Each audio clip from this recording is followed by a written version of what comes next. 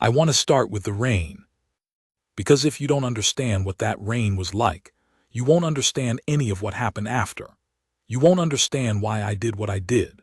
You won't understand why it mattered as much as it did.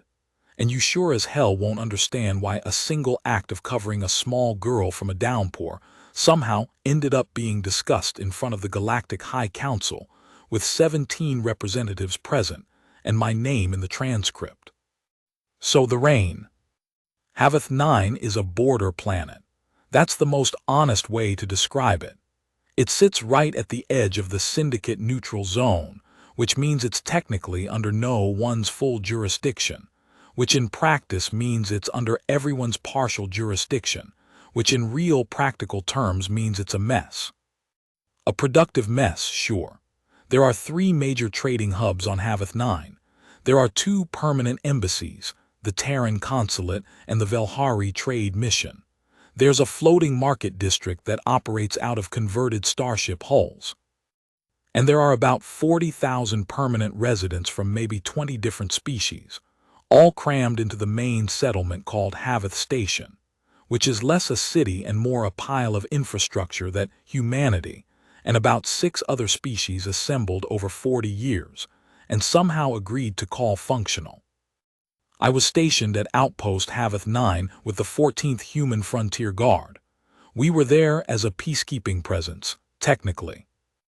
In reality, we were there because the Terran Consulate needed warm human bodies in uniform to remind the other factions that humanity was still a player on this board. We did patrols. We managed crowd control during market events. We occasionally got called in when negotiations between species went sideways, and someone needed a neutralish armed party standing in the room to make sure nobody drew a weapon. We were not glamorous. We were not elite.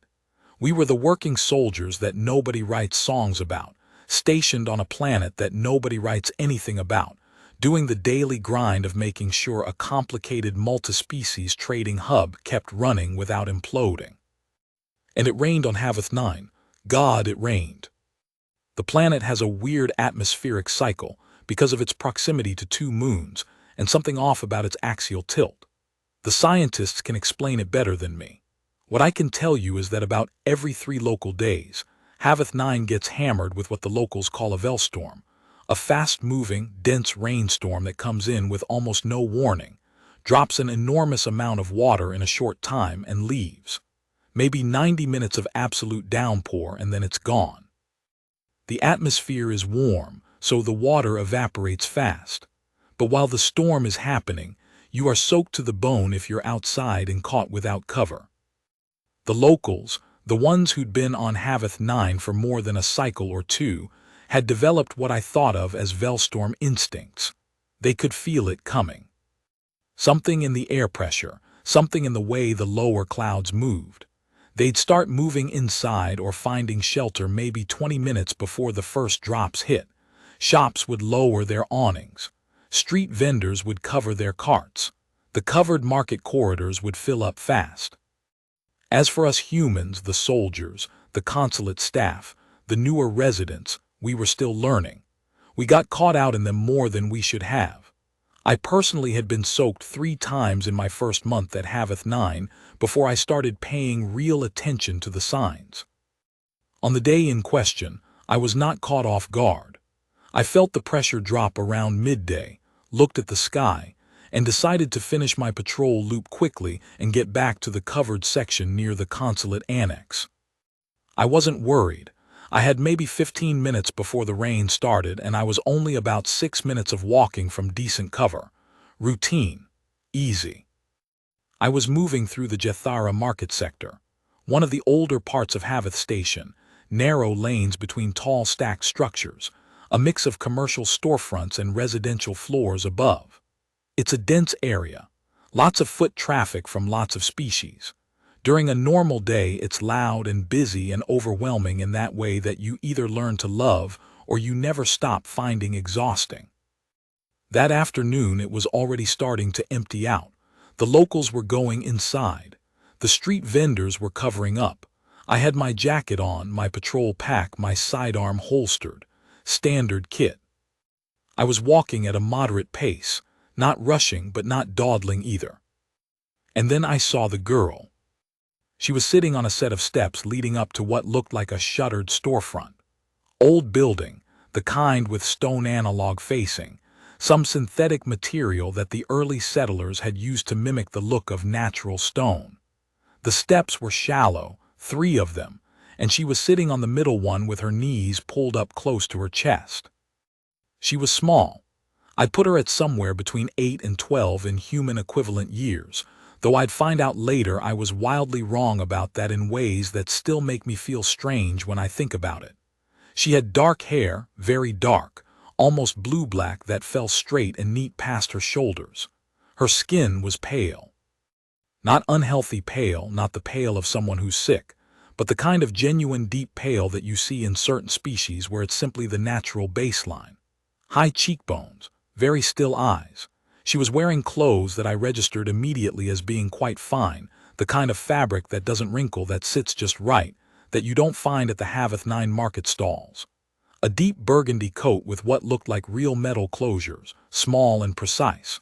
Dark pants with a perfect crease. Small boots that were clearly handmade. She looked completely out of place sitting on those steps, not because she looked distressed exactly. She was completely composed. She was just sitting there, very still, watching the street empty out with an expression that I can only describe as carefully neutral.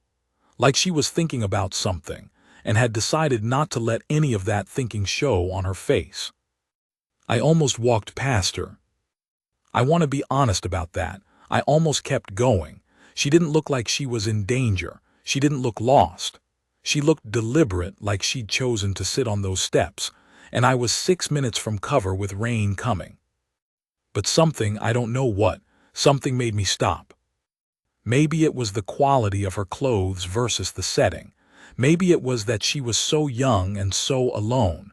Maybe it was just one of those random human instincts that fires without a logical basis. I stopped. I looked at her. She looked at me. Neither of us said anything for a moment. "Storm's coming," I said. It was the most obvious thing to say, felt almost stupid saying it. She looked at the sky briefly, then back at me. She nodded once, measured, like someone receiving a briefing. "Do you have somewhere to go?" I asked. There was a pause, and I noticed in that pause that she was choosing her words, not struggling for them, choosing, like she was deciding how much to say and in what configuration. "I was waiting," she said. Her voice was low for a small person, clear and precise, for someone who seems to be delayed. "Delayed how long?" Another beat, longer than anticipated. I looked at the sky again. The clouds were moving faster now.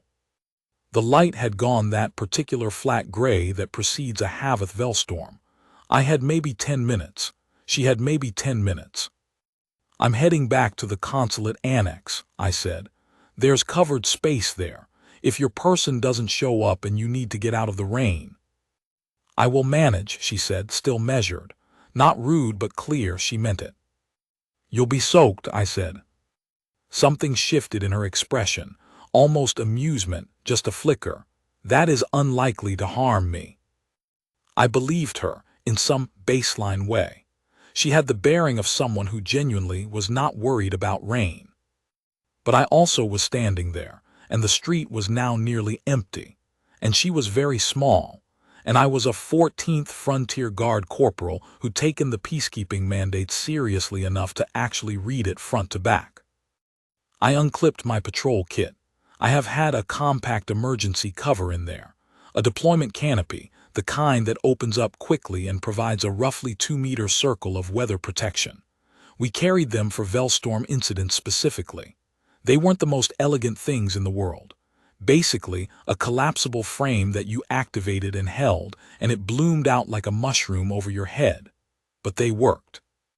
I set it up, right there on the street. The girl watched me do this with her carefully neutral expression. The canopy deployed. I held it and walked it over to where she was sitting, and positioned it so the coverage was centered over the steps where she sat.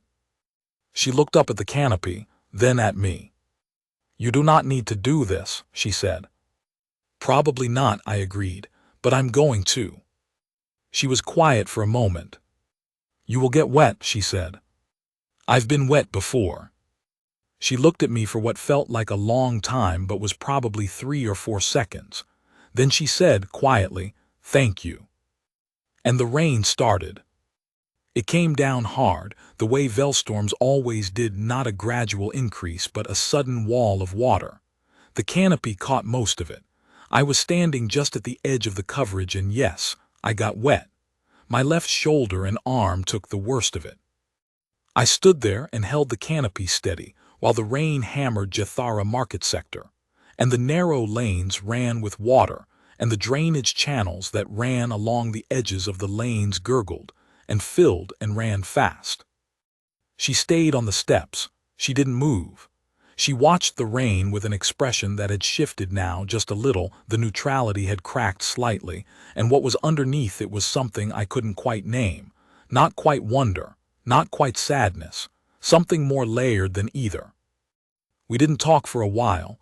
The rain made conversation awkward anyway, being loud and dense. I stood there. She sat there. I watched the street. She watched the rain. After maybe 10 minutes, she said, without looking at me, "You did not have to stay." "I'm already holding the canopy," I said. "You could leave it with me." "It's equipment. I can't leave it with you." That was technically not true. In the situation, I probably could have. But I didn't. I stayed. And I'm not entirely sure why, except that I didn't want to leave a small child sitting alone on steps in a rainstorm in a part of Keth'vel station that was now completely empty. "What are you waiting for?" I asked her after another few minutes. Not pushing, just making conversation. She considered. "An escort," she said. "Did they know about the storm?" "They should have," she said, which was an interesting answer. Not yes and not no, but a statement of expectation that implied disappointment. "Are you from Keth'vel 9, I asked, "or visiting?" "Visiting," she said, briefly. "Where from?" A pause. "Far." I let that sit. I've done enough patrol work in multi-species environments to know when someone is giving me deliberately vague answers and when it's worth pressing. I decided it wasn't worth pressing. She was a kid, alone, waiting for someone, in the rain. Those were the operative facts. I watched the rain. She watched the rain. And then she said something that I've thought about many times since. She said it quietly, almost to herself, but the rain had eased slightly, so I caught it. "Humans are strange." "Yeah," I agreed. "We get that a lot."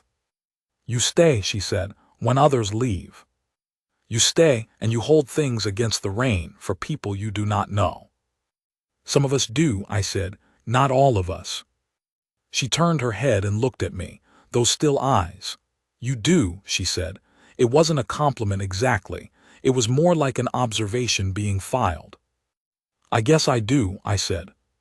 She turned back to the rain. After about 50 minutes total, the storm eased. Classic Velstorm pattern, the heaviness broke, the density dropped, and within 5 minutes it went from wall of water to a light scattered drizzle. Within another 5 it was effectively done. The drainage channels were still running. The stone analog walls of the buildings were dark and shining with wet. The air smelled clean and metallic the way it always did after a Velstorm. I collapsed the canopy. The girl stood. She smoothed her coat, which was, I noticed, completely dry. The steps below her were wet, but she herself had not been touched. She looked exactly as composed as when I'd first seen her. She looked at me. I was damp on my left side, reasonably damp on the front, and fairly comprehensively damp across the back of my neck, where the canopy had let some runoff through. "You are wet," she said. "Yeah," I said, "it's fine." She tilted her head, that strange careful looking. Then, "What is your name?" "Corporal Dren Vasek," I said, 14th Frontier Guard. She absorbed that. "Vasek," she said, not trying it out, more like filing it. "And yours?" I asked. Another of those pauses. "Myra," she said. I didn't know it then, of course. You never know these things at the time. Myra was a short name, a use name I'd later understand. In the vampire sovereignty, very high-ranking individuals use a shortened personal name in informal contexts, never their full designation. It's a privacy and security measure. A stranger meeting one of the royal house would hear Myra and think nothing of it. Only someone who already knew would understand what it meant. I didn't know. I just heard a child give me a short name and I nodded. Nice to meet you, Myra. And you, Vasek, she paused. Thank you for the canopy. Any time, I said. She looked at me for one more moment. Then she turned and walked down the now wet steps into the lane and turned right and walked away. She walked the way she sat, very straight, very deliberate, no rush, no anxiety. Like someone who knew exactly where they were going and was simply proceeding there. I watched her go until she turned a corner.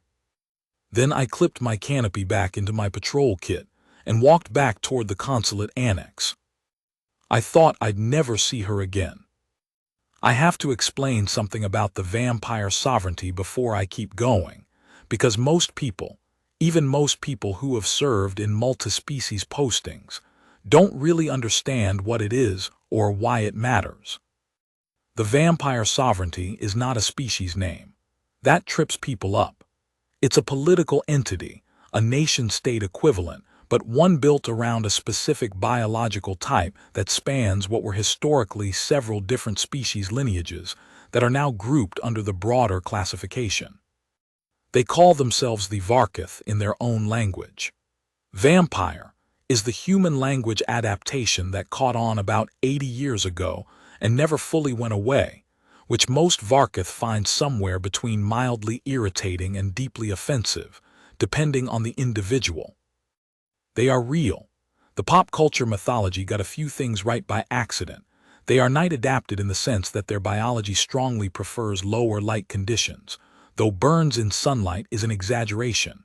More precisely, full-spectrum UV exposure at high intensities is uncomfortable and prolonged exposure causes a form of cellular stress that is painful but survivable. They are pale. They are long-lived, considerably longer than humans. They have what can be described as elevated sensory systems, sharper hearing, better low-light vision, a degree of olfactory sensitivity that is substantially beyond human range. The blood thing is more complicated. In their biology, there is a metabolic component that processes certain proteins found in the blood of several sapient species in ways that their own food production cannot fully replicate. This was used for centuries as justification for all manner of atrocity by various factions, both committed by the Varketh and committed against them. In the current era, this is managed through licensed synthetic protein supplement production. They don't hunt. They don't prey on other species. The metabolic need is met through engineered means. But the history is complicated, and the mistrust on all sides runs deep. The vampire sovereignty controls 7 worlds in what's called the Keth cluster, a region of space that sits about 40 light-years from the Syndicate neutral zone's outer boundary. They've been a member state of the Galactic Compact for 63 years, but their relationship with the Compact and with most other member species is tense. Diplomatic but tense. There are factions within the Compact that have never been comfortable with sovereignty membership. There are factions within the sovereignty that have never been comfortable with Compact membership. The whole arrangement holds together on the basis of trade agreements, mutual defense clauses, and a lot of very careful political management by people much more important than me. They are not an enemy, but they are not relaxed allies either. The word that shows up most in the official reports is complicated. Their royal house, the Keth'Var, the Queen's lineage, has ruled the sovereignty for over 400 years. Not the same individual for 400 years. The Varketh are long-lived but not immortal. The Keth'Var is a line, a dynasty, with succession protocols that I don't fully understand but that involve both bloodline and something more like a formal recognition process from the sovereignty's governing council. The current queen at the time of the Haveth 9 incident was Queen Mira'sel Keth'Var, a name I did not know when I stood in the rain with a small girl named Myra. I want to say that again, clearly because it matters. Queen Mira'sel Keth'Var, current reigning monarch of the vampire sovereignty, called, in informal contexts, by the short form of her formal name. And she had a daughter, one daughter, of exactly the age and approximate appearance as the small girl I'd covered from the rain in the Jethara market sector on a Wednesday afternoon. Part 2. What happened at the annex? 3 days after the rain. I was at the consulate annex running a routine shift, which for the 14th Frontier Guard means sitting at a desk in the guard post adjacent to the main annex entrance, running sensor logs, monitoring the foot traffic report from the market sectors, and drinking terrible synthesized coffee while trying to stay alert. Not glamorous, but it was my rotation. At approximately 13:40 local time, the annex entrance alert pulsed. We get visitors. That's normal. The Terran Consulate Annex on Haveth 9 is a working diplomatic facility, and people come and go.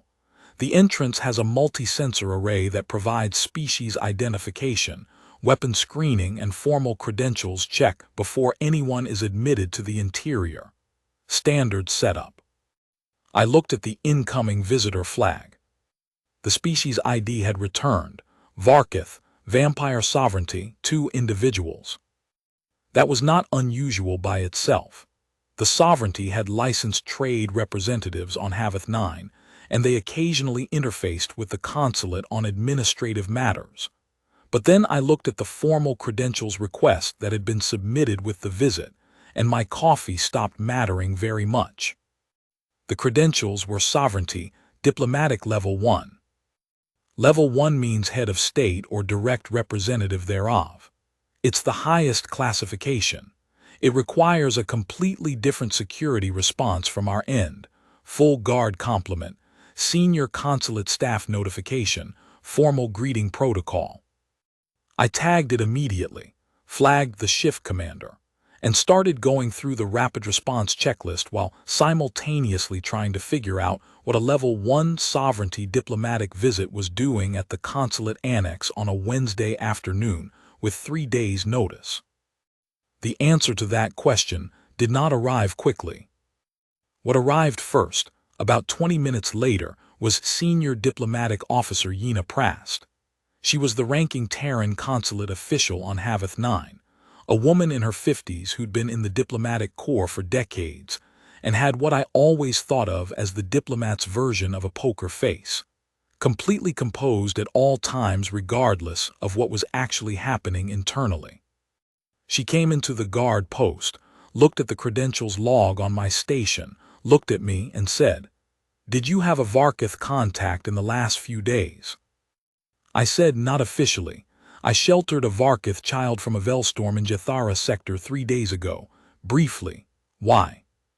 She absorbed that for 1 second. Then, that child was the Princess Mira'sel Keth'Var, 3rd in the succession line of the vampire sovereignty. I heard what she said.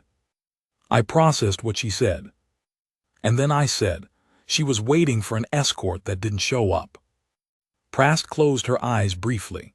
Yes, there was a scheduling failure on the sovereignty's internal coordination side. She was left unsupervised for approximately 2 hours during the Velstorm. She opened her eyes.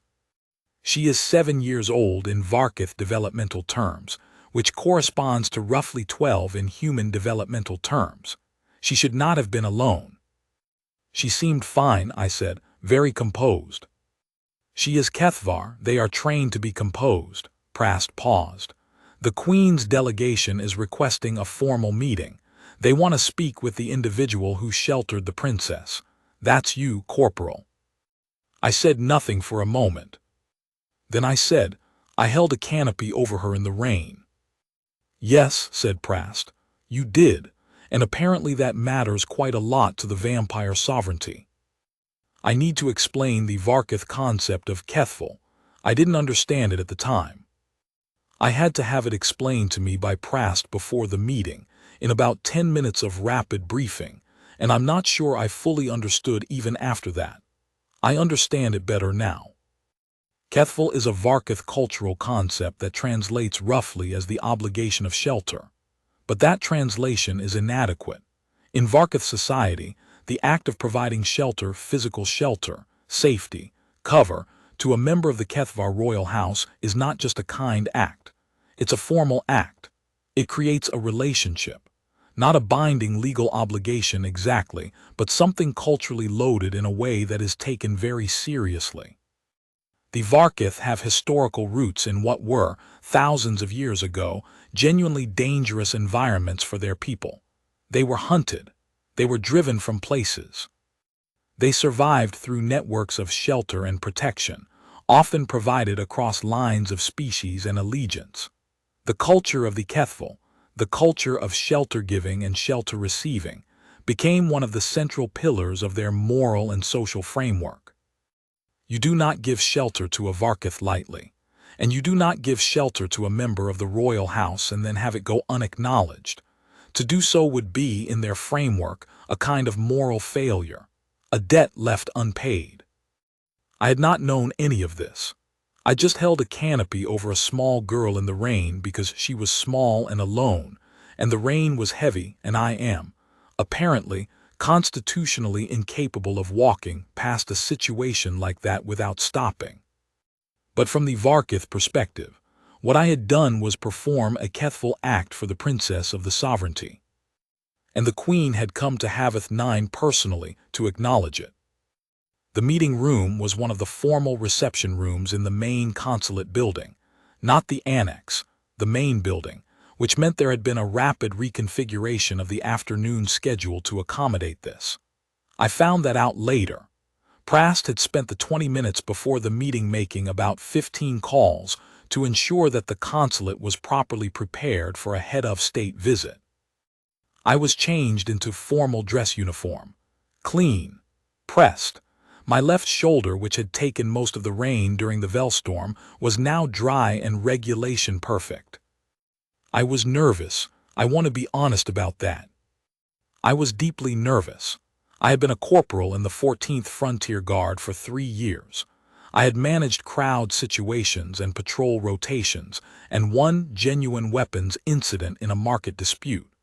I had not managed anything resembling a formal audience with a head of state. Prast walked me through it in the hallway outside the reception room. She kept her voice low and her manner matter-of-fact, which helped. "You address her as Queen Mira'sel," she said.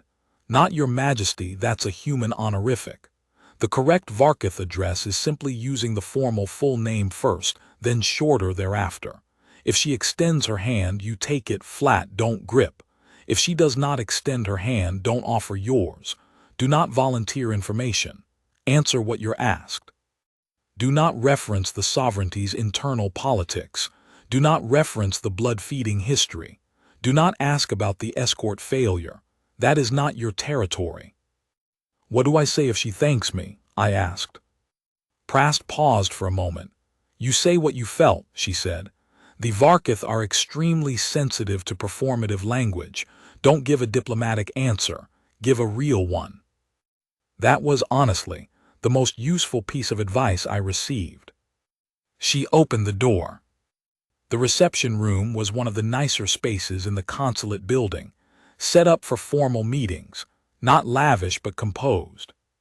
A central table, chairs on both sides, lighting calibrated to a slightly lower spectrum than the consulate's standard setting, which I noticed and realized had been adjusted in advance for the comfort of Varketh visitors. There were 2 individuals from the sovereignty side. One of them I recognized immediately. Not the queen, the girl. Myra, Princess Mira'sel Keth'Var. She was sitting at the table, straight-backed, in a different coat from the rain. This one was a deeper shade, almost black, with the same careful metal closures. Her dark hair was now arranged differently, partially up. She looked at me as I entered, and her expression did the thing I'd seen in the rain, that careful filing. The queen was standing near the far end of the table. And I need to try to describe her, because if I don't, You won't understand the rest of this moment. She was tall, taller than the average human. The Varketh tend toward height. She had the same high bone structure as the girl, the same deep pale skin, the same dark hair, though hers was fully up in a way that was elaborate without being excessive. She was wearing clothing that made the girl's fine coat look casual, deep, formal layers, a high collar, a quality of fabric that I could not name. She wore no crown or obvious regalia. She didn't need it. She had the bearing of someone who was always the most significant person in any given space, not because she performed it, but because it was simply true. She was looking at me when I entered. The Varketh eyes are they're a different shade, not red despite the mythology, more a very dark amber, and they are very still the way the girls had been, very direct. I walked to the table. I stopped at the correct distance. I did not extend my hand. Queen Mira'sel, I said, I got it right. Prast had made me practice it. Corporal Dren Vasek, she said. Her voice was low, very clear. She spoke standard with precision, without an accent exactly, but with a particular quality of care that suggested she had learned it deliberately and maintained it deliberately. She looked at me for a moment that felt longer than it probably was. My daughter tells me, she said, that you stood in the rain. Yes, I said, I did. Why? I remembered what Prast had said, what you felt. A real answer. Because she was small, I said, and she was alone, and the rain was going to be heavy and she had nowhere to be and I had a canopy. The Queen was quiet for a moment. She told you she did not need assistance, the Queen said. She did, I said. She was very clear about it. And yet you stayed. Yes. Another pause. Why? I thought about it, genuinely, not performing thought but actually thinking. Why had I stayed? I'd asked myself that question a few times in the 3 days since. I'm not sure I can give you one clean reason, I said. Partly training, you don't leave a child alone in an empty sector. Partly just, I didn't want to. She looked like she'd been left behind, even if she didn't act like it. And I know what it's like to wait for someone who's late and have no cover. I paused. It wasn't a calculation. It was just what felt right. The Queen absorbed that. Then she said, in 460 years of my house's existence, no one outside the Varketh has performed Keth'vel for a member of the Keth'Var. Willingly. Without knowledge of what it meant. Without expectation of return. She said it like a fact being reported, not like an emotional statement. I didn't know what it meant, I said. I still barely understand what it means. No, she said. You did not know. That is exactly what makes it what it is. She moved then, coming around the table. I stayed still. She stopped in front of me and extended her hand flat, the way Prast had described. I took it, flat. No grip. The Keth'vel acknowledgement is made, she said formally. The sovereignty recognizes the act of shelter given to Princess Mira'sel Keth'Var by Corporal Dren Vasek of the Terran Frontier Guard. The debt is seen. It will not be forgotten. She released my hand. And the girl, the princess, said from her seat. He also gave me his word that it was fine to get wet, as if that was a thing that needed to be said. The Queen looked at her daughter, the briefest, almost invisible relaxation in that formal composure. Not a smile exactly, something close to it. He sounds, said the Queen, like a human. Yes, said the princess, he was quite committed to it. Part 3. What came after the meeting? The formal part of that meeting lasted about 15 minutes. The diplomatic protocol part, the part where Prast and 2 sovereignty aides that had been in the building, I hadn't noticed them. They were good, exchanged formal documentation acknowledging the Keth'vel, took another hour. I was not present for that. I was sent back to my post. I spent the rest of that shift trying to process what had happened. This is the part that's harder to write. The rain and the girl, the meeting with the Queen, those I can describe because they happened in sequence, in clear scenes, with clear dialogue. What came after was slower and weirder and more complicated. I filed my incident report that evening. My shift commander, Lieutenant Hadra Kef, read it 3 times before she said anything. Then she said, "Vasek, you accidentally performed a diplomatic ceremony for the vampire monarchy." "Yes, ma'am," I said. "With a canopy?" "Yes, ma'am." She was quiet for a moment. "I'm going to need to send this up," she said. "Yes, ma'am." "This is going to go all the way up, isn't it?" "I think it might, ma'am." It did. The chain of command at the 14th Frontier Guard absorbed the report over the next 48 hours. Then it went to the Regional Frontier Guard Command. Then to the GHC, Human Affairs Bureau. Then, and this is where things became genuinely strange for a corporal whose main concerns up to that point had been patrol schedules and Velstorm prep. It went to the Galactic High Council's Cross-Species Relations Committee. I did not know all of this at the time. I was still running patrol shifts. I was still drinking synthesized coffee at the guard post. I was still running sensor logs. But I was also getting messages. The first one came 3 days after the meeting. It arrived through official sovereignty diplomatic channels, addressed to me by name and rank, forwarded through the consulate. It was formal. It was brief. It acknowledged the Keth'vel Act again in writing with formal sovereignty seal. It was a document. I had it framed later. That sounds like a joke, but it isn't. The second one came a week later. It was not a document. It was a small package, delivered through the consulate's secure diplomatic mail system. Inside was an object that the accompanying note described as a Keth'vel token, a small flat disk of a dark material, maybe 3 centimeters across, with a stylized marking on one side that I was told was the Keth'Var house sigil. The note said that the token was carried by those who have given shelter to the sovereignty's blood, and that it was recognized by all Varketh as the mark of a friend of the house. That one I wore. I put it on a cord and wore it under my uniform. I still have it. I'm wearing it right now, actually, though I'm not in uniform anymore. The third communication was different. It came about 2 weeks after the meeting, and it was less formal.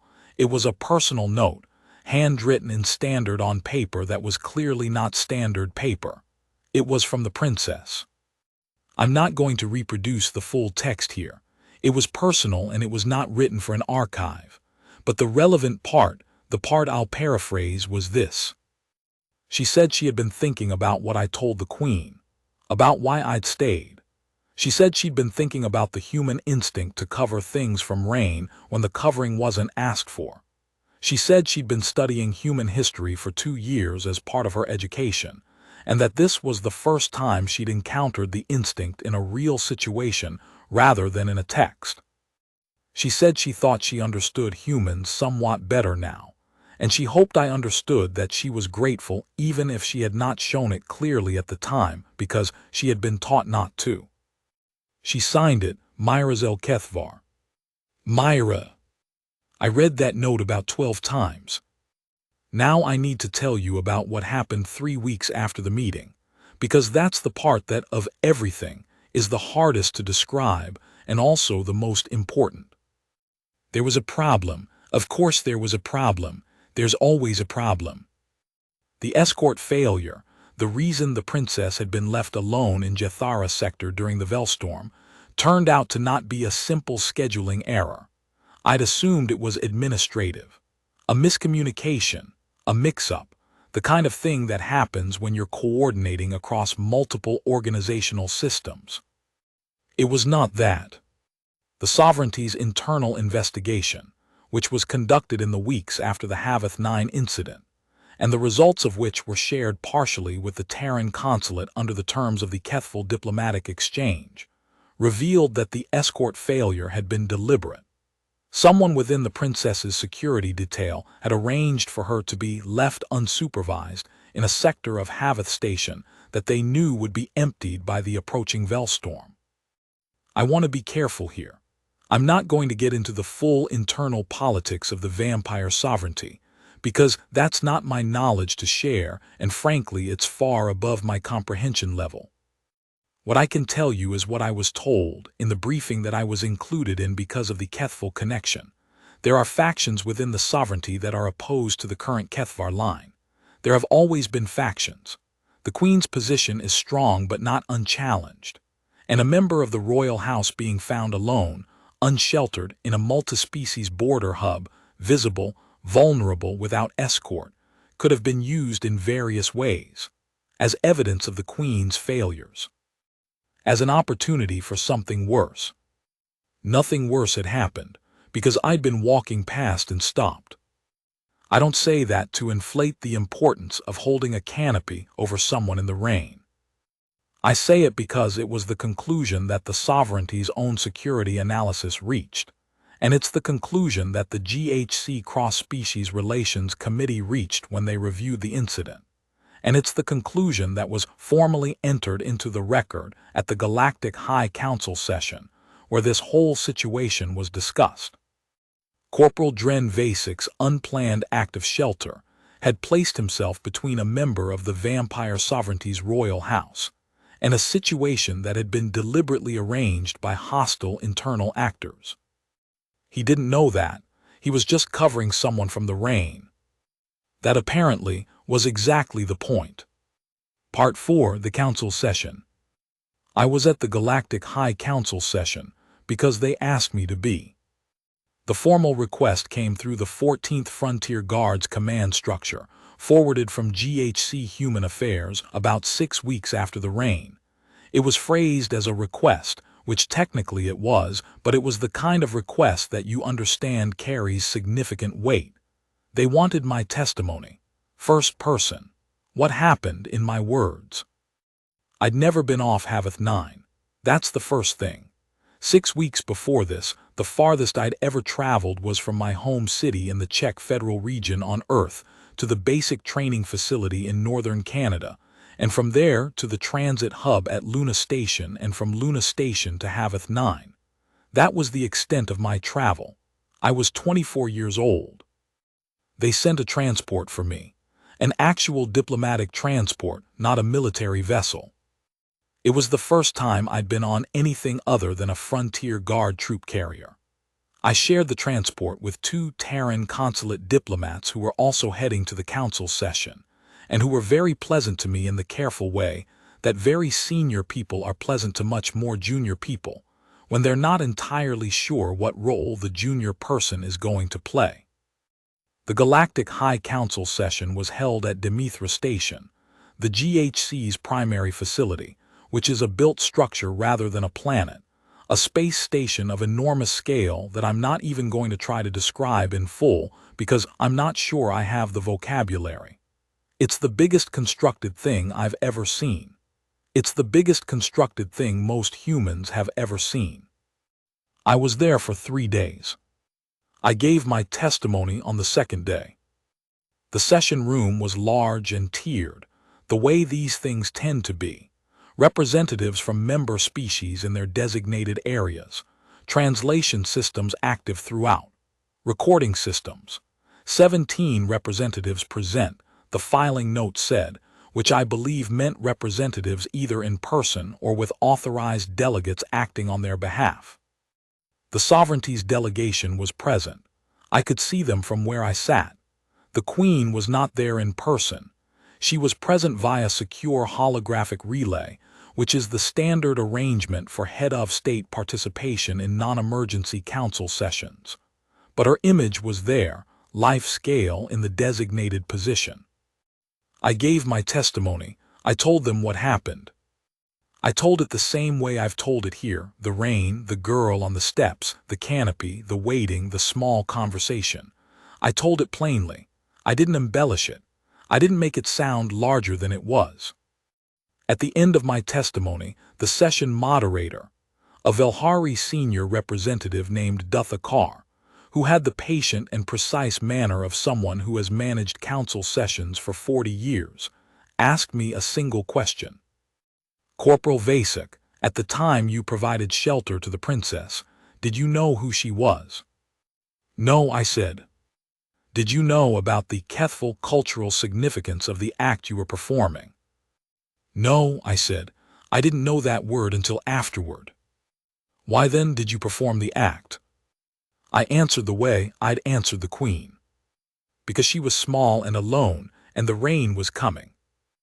Keth'Var was quiet for a moment. Then, that will be sufficient, thank you, Corporal. I stepped down.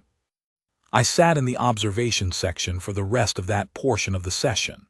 There was a discussion that I won't reproduce in full, because most of it was in diplomatic and procedural language that I only partially understood. But the relevant outcome, which was reached that day, was this.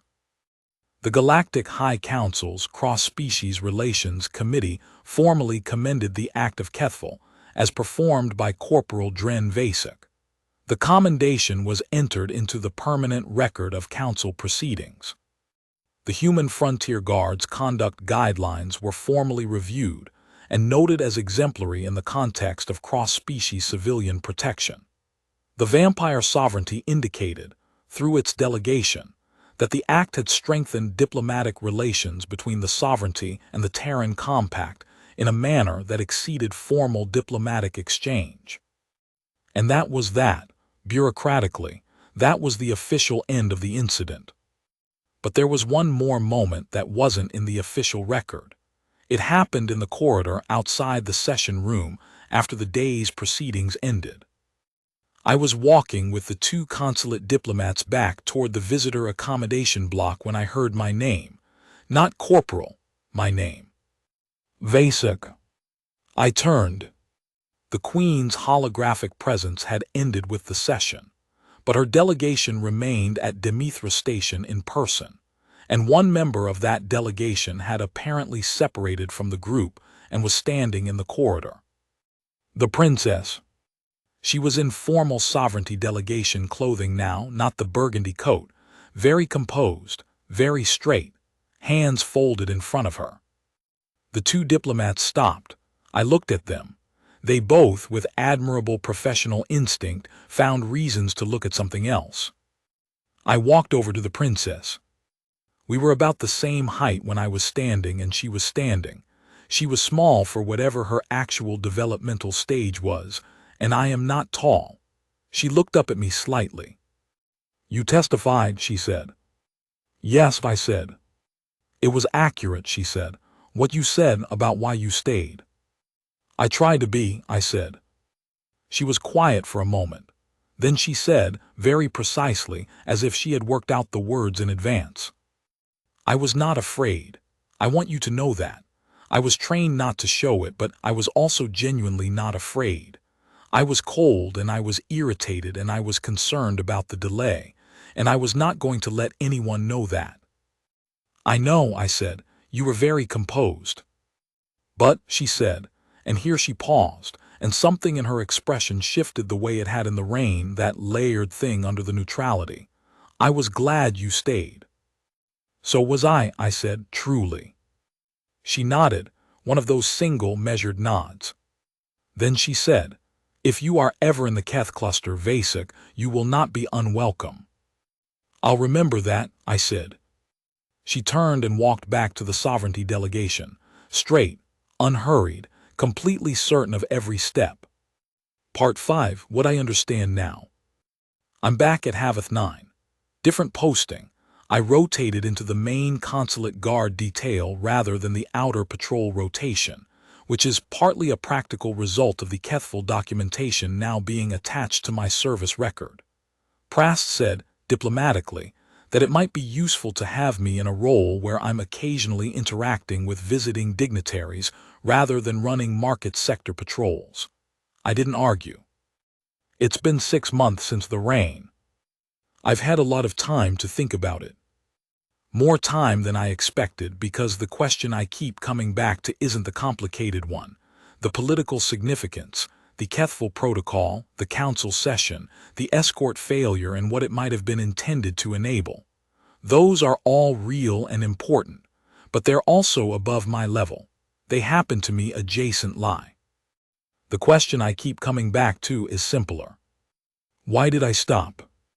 I've asked myself this honestly multiple times, trying to get past the easy answers.